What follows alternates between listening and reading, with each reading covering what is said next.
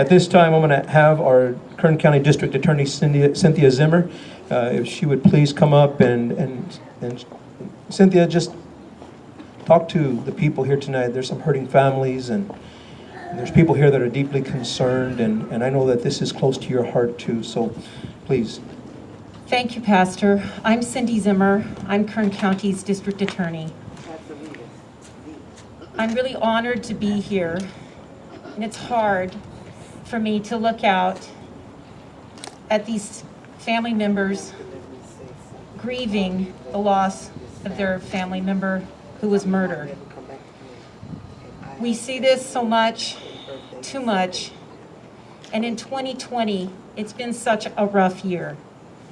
This pandemic has had such a negative effect on law enforcement. We're on pace in Kern County, unfortunately, to have the most deadly year on record.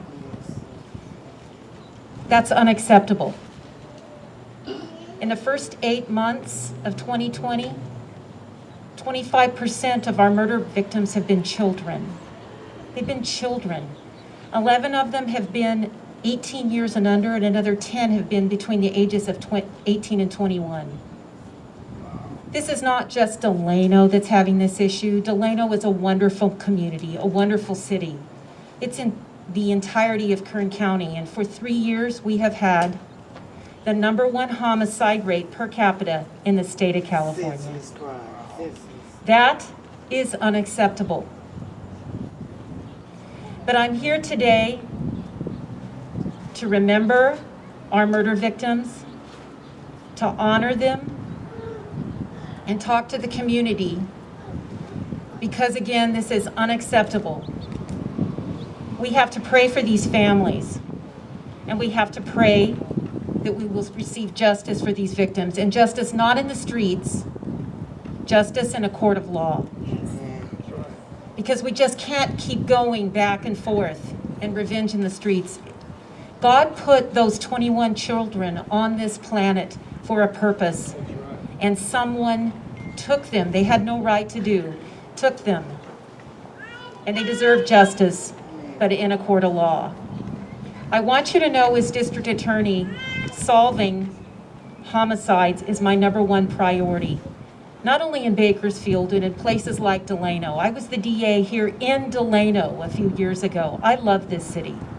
I grew up in a city very much like this, a little town where people know each other. Well, Delano's not so little anymore, but it has that feel. So I'm honored to be here today, and I would pray that gang members just put down their guns. That God gets in their hearts and changes hearts, because God can change hearts. And that people would call and let the police know who has done these things, that we can work to receive justice, but in the 4 months that are remaining in 2020, that we have no more victims. Thank you very much. Amen.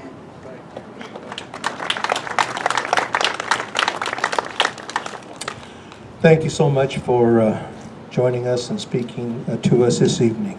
At this time, we're going to have, I'm going to invite Judge Robert Tafoya, if you would please come up and speak to us, sir. I appreciate. I want to say about Judge Tafoya that he calls and he'll check on me and see how the case is going. So I just want to say I sincerely appreciate your concern.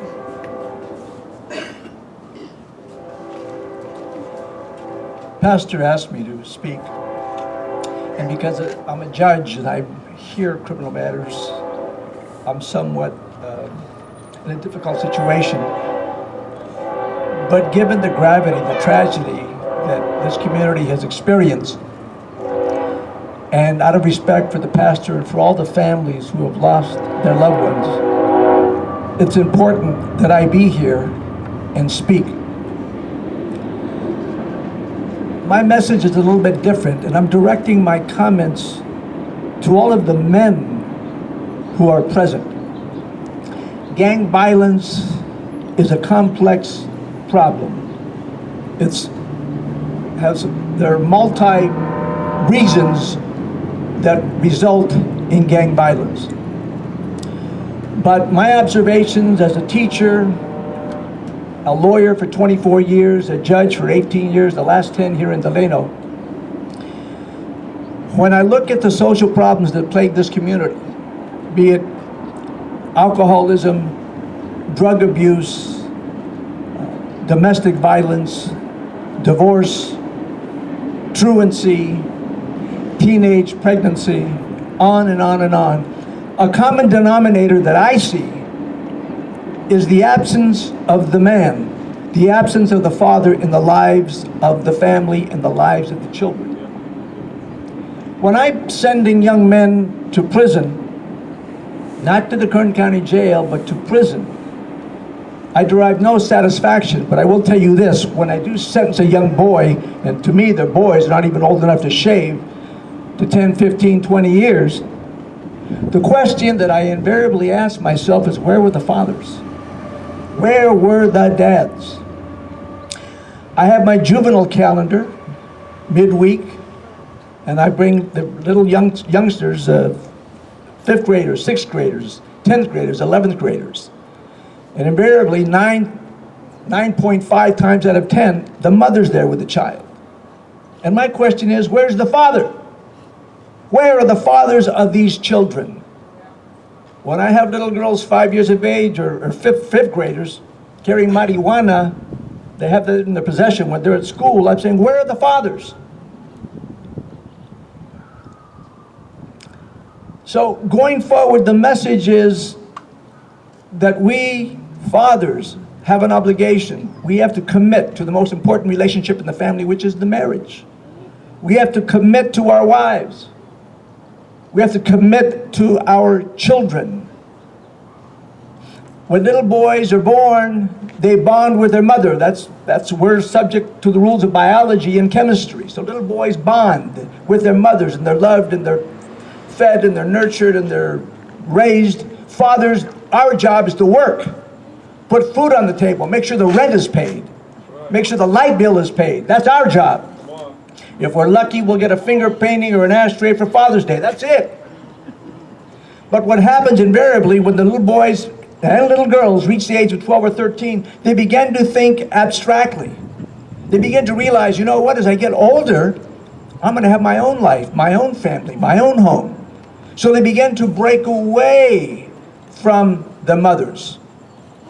And the father has to be there to introduce the boys to the world of manhood.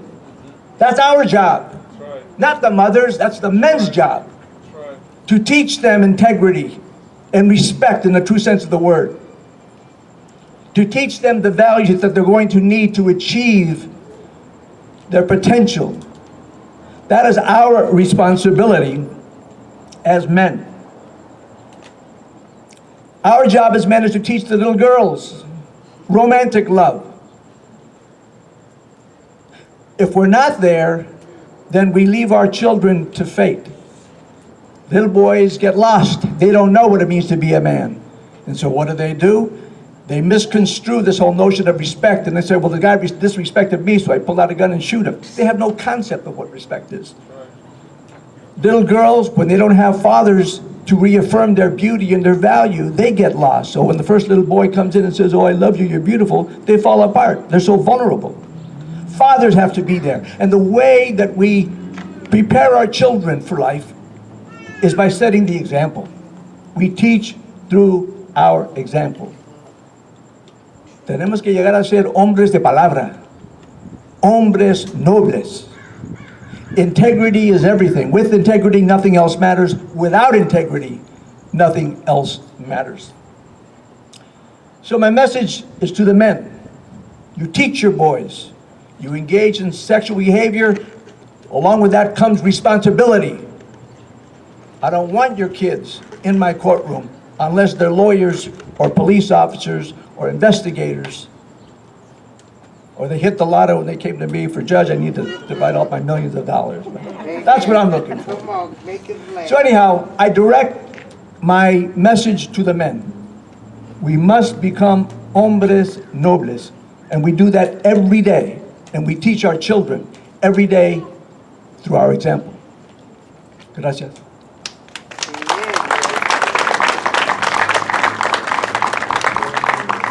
Excellent words of wisdom, Judge. Appreciate that very much.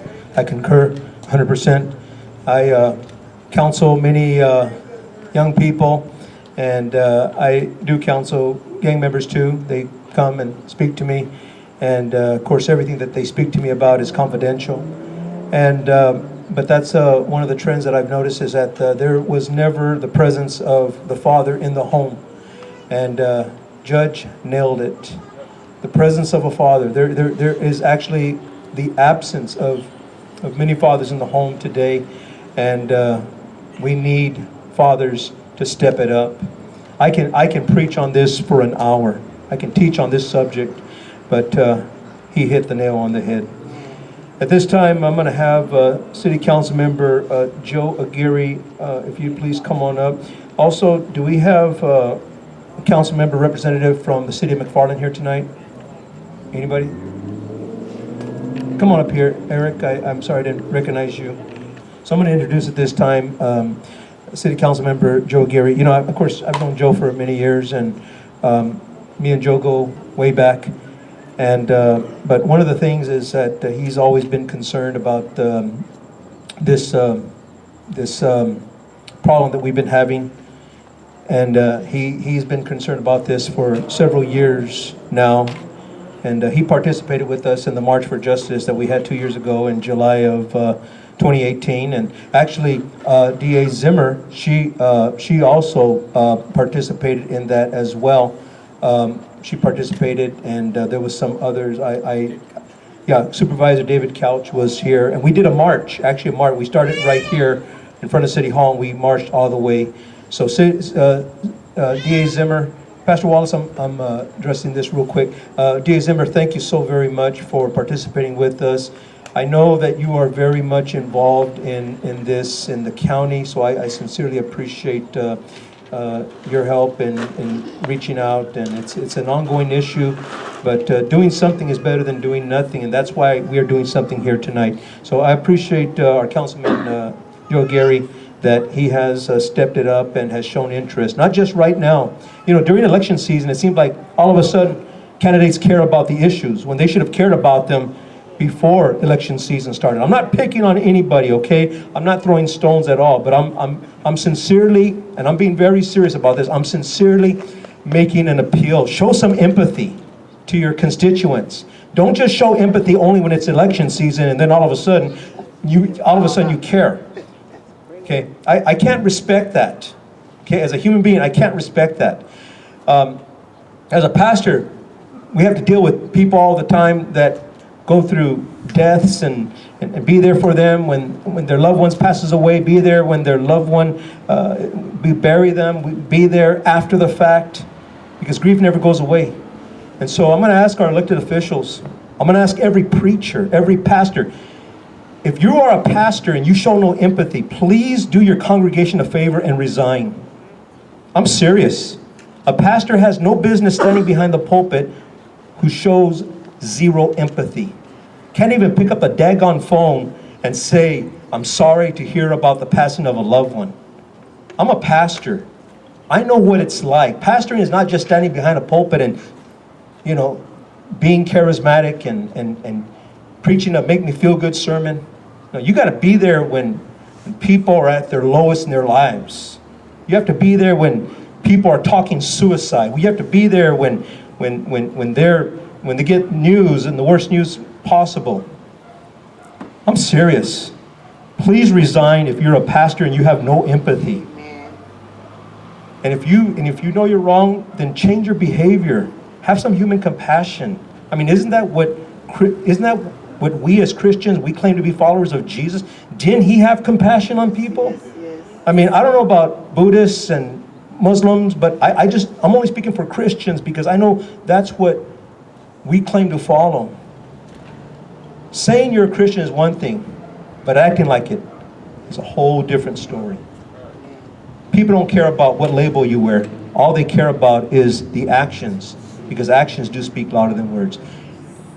Councilman, I'm preaching. You better come over here.